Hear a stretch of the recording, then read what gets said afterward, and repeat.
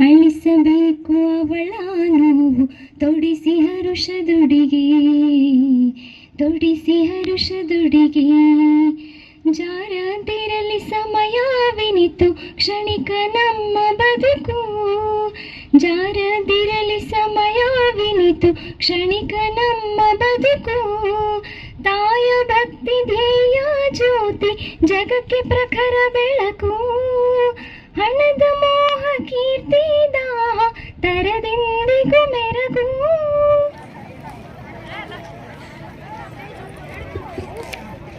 भारत माता की वंदे वंदे।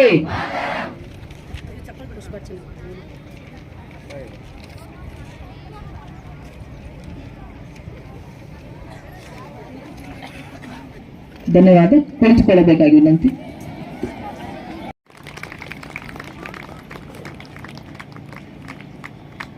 ಪುಷ್ಪಾರ್ಪಣೆ.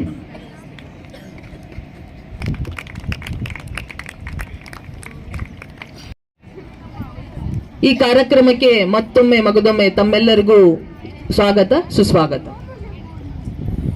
ಕಾರ್ಯಕ್ರಮದ ಪ್ರಥಮ ಘಟ್ಟ ಪೂಜ್ಯರು ಹಾಗೂ ಅತಿಥಿ ಮಹೋದಯರು ಉದ್ಘಾಟಿಸಬೇಕಾಗಿ ವಿನಂತಿ. ಎಲ್ಲರೂ ಎದ್ದು ನಿಂತು ಭಾರತ ಮಾತೆಗೆ ಗೌರವಿಸಬೇಕಾಗಿ ವಿನಂತಿ.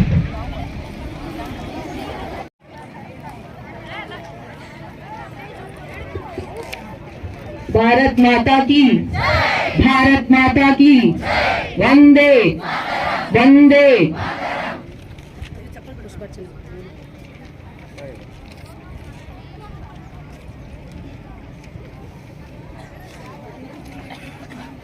ಧನ್ಯವಾದ. ಕುಳಿತುಕೊಳ್ಳಬೇಕಾಗಿ ವಿನಂತಿ. ಶ್ರೀ ಇಮಾಮೀಪುರ ಬ್ರಹ್ಮಾಂತ ಸ್ವಾಮೀಜಿ ಅವರಿಗೆ ಶ್ರೀಯುತ ಪ್ರಭುಜಿ ಅವರು ಮಾಲಾರ್ಪಣೆ ಮಾಡುವುದರ ಮೂಲಕ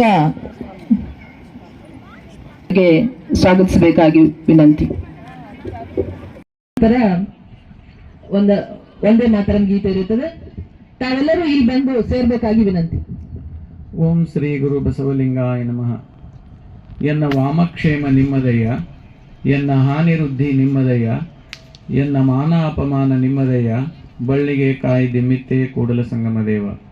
ಸದಾ ಸ್ಮರಣೀಯರಾದ ಬಸವಾದಿ ಶರಣರನ್ನು ಸ್ಮರಣೆ ಮಾಡಿಕೊಳ್ಳುತ್ತಾ ಇವತ್ತಿನ ಒಂದೇ ಮಾತರಂ ನುಡಿನಮನದ ಕಾರ್ಯಕ್ರಮದ ಮುಖ್ಯ ಅತಿಥಿಗಳಾದಂಥ ಶ್ರೀಯುತ ನಮ್ಮ ಅರಳಿಕಟ್ಟಿ ಸಾಹೇಬರಲ್ಲಿ ಹಾಗೂ ಮಾತೋಶ್ರೀ ವೈದ್ಯರತ್ನ ನಾಡಗೋಡ್ ಶೋಭಾತಾಯಿ ನಾಡಗೋಡ್ ಅವರಲ್ಲಿ ಮತ್ತು ಇಲ್ಲಿ ನೆರೆದಂಥ ಎಲ್ಲ ಶರಣರಲ್ಲಿ, ಪೂಜ್ಯ ತಾಯಂದರಲ್ಲಿ, ಮಕ್ಕಳಲ್ಲಿ ಭಕ್ತಿಯ ಶರಣಾರ್ಥಿಗಳು.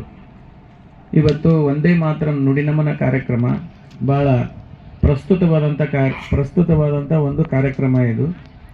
ಬಂಕಿಮ್ ಚಂದ್ರ ಚಟರ್ಜಿಯವರು ಈ ಗೀತೆಯನ್ನು ರಚನೆ ಮಾಡಿದರು. ಈ ಗೀತೆಯನ್ನು ರಚನೆ ಮಾಡಲಿಕ್ಕೆ ಹಿನ್ನೆಲೆ ಏನು ಅನ್ನೋದನ್ನು ಎಲ್ಲ ನಮ್ಮ ರುದ್ರಪ್ಪನವರು ತಿಳಿಸ್ಕೊಟ್ರು. ನಮ್ಮ ದೇಶದಲ್ಲಿ ಹಲವು ಧರ್ಮ, ಹಲವು ಜಾತಿ, ಹಲವು ಮತಗಳಿರೋದ ಕಾರಣಕ್ಕಾಗಿ ನಮ್ಮಲ್ಲಿ ಐಕ್ಯತೆ ಇದ್ದಿದ್ದಿಲ್ಲ. ಅದಕ್ಕಾಗಿ ಅವರು ಎಲ್ಲರಲ್ಲೊಂದು ಭಾವೈಕ್ಯತೆ ಬರಲಿ, ನಮ್ಮ ಎಲ್ಲ ಭಾರತೀಯರಲ್ಲಿ ಒಂದು ಭಾವೈಕ್ಯತೆ ಬರಲಿ ಅನ್ನೋ ಕಾರಣಕ್ಕಾಗಿ ನಮ್ಮಲ್ಲಿ ಅನೈಕ್ಯತೆಯಿಂದಾಗೇ ಬ್ರಿಟಿಷರು ಬಂದರು, ಫ್ರೆಂಚ್ ಬಂದರು, ಎಲ್ಲ ಹೊರಗಿನವರೆಲ್ಲ ಬಂದದ್ದು ನಮ್ಮಲ್ಲಿರ್ತಕ್ಕ ಅನೈಕ್ಯತೆಯನ್ನು ಅದನ್ನೇ ಒಂದು ಬಂಡವಾಳವನ್ನಾಗಿ ಮಾಡಿಕೊಂಡು ನಮ್ಮ ಮೇಲೆ ದಬ್ಬಾಳಿಕೆಯನ್ನು ಮಾಡಿದರು. ಅದಕ್ಕಾಗಿ ನಮ್ಮಲ್ಲಿ ಒಕ್ಕಟ್ಟಿತ್ತಂದರೆ, ನಮ್ಮಲ್ಲಿ ಭಾವನಾತ್ಮಕವಾದಂಥ ಐಕ್ಯತೆ ಇತ್ತಂದರೆ ಯಾರೂ ನಮ್ಮನ್ನು ಆಳ್ಲಿಕ್ಕೆ ಸಾಧ್ಯ ಇಲ್ಲ ಅನ್ನುವಂಥ ಭಾವನೆಯನ್ನಿಟ್ಟುಕೊಂಡು ಎಲ್ಲರನ್ನೂ ಒಂದು ಮಾಡುವಂಥ ಒಂದು ಭಾವೈಕ್ಯತೆ ಗೀತೆಯನ್ನು ಒಂದೇ ಮಾತರಂ ಅನ್ನುವಂಥ ಗೀತೆಯನ್ನು ಬರೆದರು. ಈ ಒಂದು ಗೀತೆಯಲ್ಲಿ ಎಲ್ಲರೂ ಒಂದಾಗಿ ನಾವು ಭಾರತ ದೇಶದ ಸ್ವತಂತ್ರಕ್ಕಾಗಿ ಹೋರಾಡುವಂಥ ಒಂದು ಭಾವೈಕ್ಯತೆಗಾಗಿ ಗೀತೆಯನ್ನು ಬರೆದರು. ಅದು ಯಶಸ್ವಿನೂ ಆಯಿತು. ಅವತ್ತಿನ ಕಾಲ ಒಂದೇ ಮಾತರಂ ಅನ್ಕೊಂತ ಎಲ್ಲರೂ ಒಕ್ಕಟ್ಟಾಗಿ ಸ್ವತಂತ್ರ ಹೋರಾಟವನ್ನು ಪ್ರಾರಂಭ ಮಾಡಿದರು. ಅದಕ್ಕೆ ಬಂಕಿಮ್ ಚಂದ್ರ ಚಟರ್ಜಿಯವರ ಆ ಒಂದೇ ಮಾತರಂ ಗೀತೆಯಲ್ಲಿ ನಮ್ಮ ಭಾವೈಕ್ಯತೆಯನ್ನು ತಂದು ಅವತ್ತು ಸ್ವತಂತ್ರ ತರಲಿಕ್ಕೆ ಇದು ಒಂದು ಅನುಕೂಲ ಆಯಿತು. ಅದಕ್ಕಾಗಿ ಅದರ ಒಂದು ಸೇವೆಯನ್ನು ಮಾಡ್ತದ್ದು, ಆ ಸೇವೆಯನ್ನು ಮಾಡಿದ್ರ ಸ್ಮರಣೆಗಾಗಿ ಇವತ್ತಿನ ದಿವಸ ನಾವೆಲ್ಲರೂ ಸೇರಿ ಆ ನುಡಿನಮನವನ್ನು, ಆ ಒಂದೇ ಮಾತರಂ ಗೀತೆಯನ್ನು ನಾವು ಹೇಳುವಂಥ ಒಂದು ಸ್ಮರಣೆ ಕಾರ್ಯಕ್ರಮ ಇದೆ. ಅದಕ್ಕಾಗಿ ನಾವೆಲ್ಲರೂ ಕೂಡ ಆ ಸ್ಮರಣೆಯನ್ನು ಮಾಡೋಣ ಅಂತ ಹಾರೈಸಿ ಮಾತು ಮುಗಿಸ್ತೀನಿ. ಯಾಕಂದ್ರೆ ಬಿಸಿಲು ಭಾಳ ಐತಿ, ಮಾತಾಡ್ಬೋಗೈತಿ, ಎಲ್ಲ ಬಿಸಿಲು ಭಾಳ ಐತಿ, ಮಕ್ಕಳೆಲ್ಲ ಹೊತ್ಕೊಂಡು ಕುಂತಾರೆ. ಅದಕ್ಕಾಗಿ ಗೀತೆಯನ್ನು ಹಾಡೋಣ.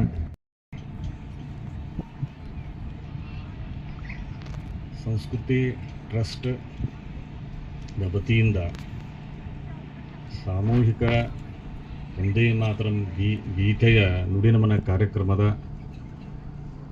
ದಿವ್ಯ ಸಾನ್ನಿಧ್ಯವನ್ನು ವಹಿಸಿರುವಂತಹ ಪರಮ ತಪಸ್ವಿ ಹಾಗೂ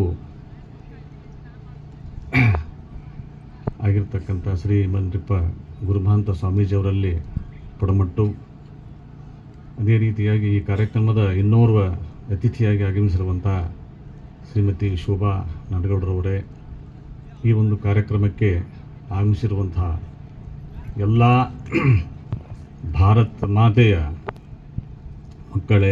ಮಕ್ಕಳೇ, ಸಹೋದರರೇ, ಸಹೋದರಿಯರೇ, ನಗರದ ಗಣ್ಯರೇ,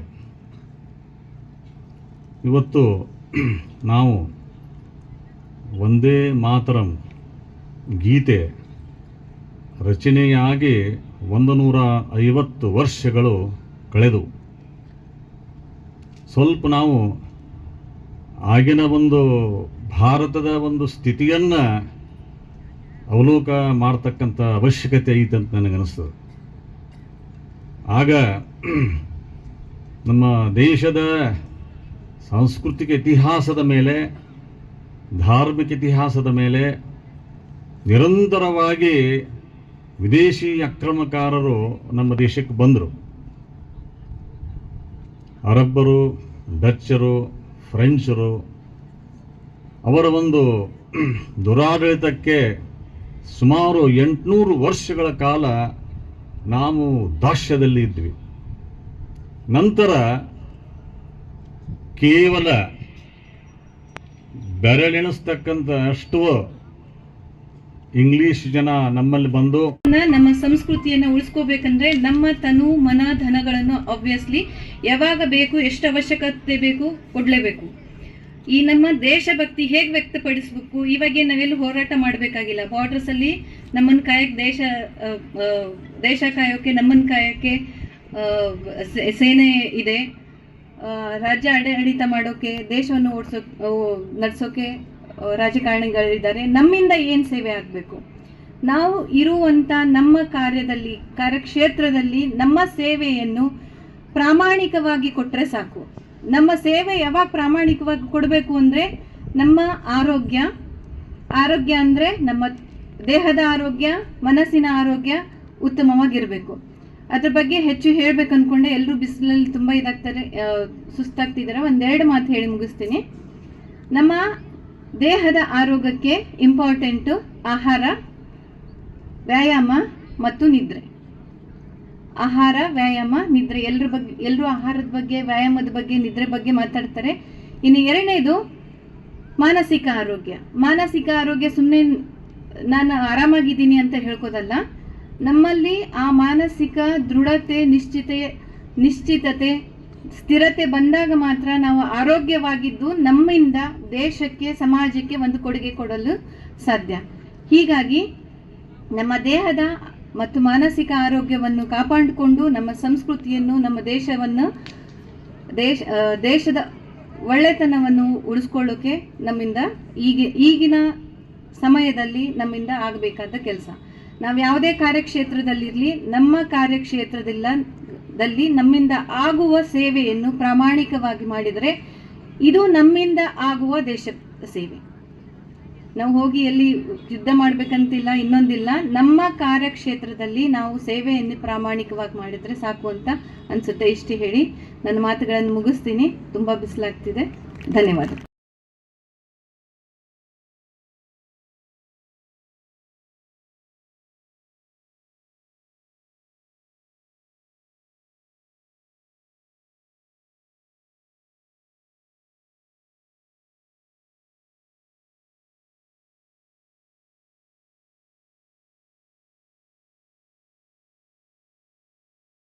ಇವರ ಉನ್ನತ ಶಿಕ್ಷಣವನ್ನು ಬೆಂಗಳೂರಿನಲ್ಲಿ ತಮ್ಮ BA-MS ಅನ್ನು GAMC ಬೆಂಗಳೂರು ಕಾಲೇಜಿನಲ್ಲಿ ಮುಗಿಸಿದ್ದಾರೆ. ತಮ್ಮ PGಯನ್ನು ತಿಲಕ್ ಆಯುರ್ವೇದಿಕ್ ಮಹಾವಿದ್ಯಾಲಯ ಪುಣೆಯಲ್ಲಿ ಹಾಗೂ ಬೇಸಿಕ್ ಸ್ಕ್ಯಾನಿಂಗ್ ಕೋರ್ಸ್ ಅನ್ನು ಚೆನ್ನೈನಲ್ಲಿ, PGDHHM ಅನ್ನು MS Ramaiah multi speciality hospital ಬೆಂಗಳೂರಿನಲ್ಲಿ ಮುಗಿಸಿದ್ದಾರೆ. ಪ್ರಸ್ತುತ ಇವರು PhD ಅನ್ನು ಉಟ್ಕಲ್ ಯೂನಿವರ್ಸಿಟಿಯಲ್ಲಿ ಮಾಡುತ್ತಿದ್ದು 2024ರಲ್ಲಿ ಕರ್ನಾಟಕ ರಾಜ್ಯೋತ್ಸವ ಪ್ರಶಸ್ತಿಯನ್ನು ಇವರು ತಮ್ಮ ಮಡಿಗೆ ಲಭಿಸಿಕೊಂಡಿದ್ದಾರೆ. ಹಾಗೂ ಪ್ರಸ್ತುತ ಇವರು ಇಳಕಲ್ ಆಯುರ್ವೇದಿಕ್ ಕಾಲೇಜಿನಲ್ಲಿ ಪ್ರೊಫೆಸರ್ ಹಾಗೂ HOD ಆಗಿ ಕಾರ್ಯನಿರ್ವಹಿಸುತ್ತಿದ್ದಾರೆ. ವೇದಿಕೆ ಮೇಲೆ ಆಸೀನರಿರುವ ಇನ್ನೋರ್ವ ಅತಿಥಿಗಳ ಪರಿಚಯ. ಶ್ರೀಯುತ ರುದ್ರಣ್ಣ ಶಂಕರಪ್ಪ ಹರಳಿಕಟ್ಟಿ, ಇವರು ಮೂಲತಃ ಇಳಕಲ್ನವರು. ನಿವೃತ್ತ ಕರ್ನಾಟಕ ಮುಖ್ಯ ವ್ಯವಸ್ಥಾಪಕರು, ಕರ್ನಾಟಕ ವಿಕಾಸ ಗ್ರಾಮೀಣ ಬ್ಯಾಂಕ್. ಪ್ರಸ್ತುತ ನಗರದ ಸಾಮಾಜಿಕ ಸಾಮರಸ್ಯ ಪ್ರಮುಖರಾಗಿ ಕಾರ್ಯನಿರ್ವಹಿಸುತ್ತಿದ್ದಾರೆ. ಧನ್ಯವಾದಗಳು.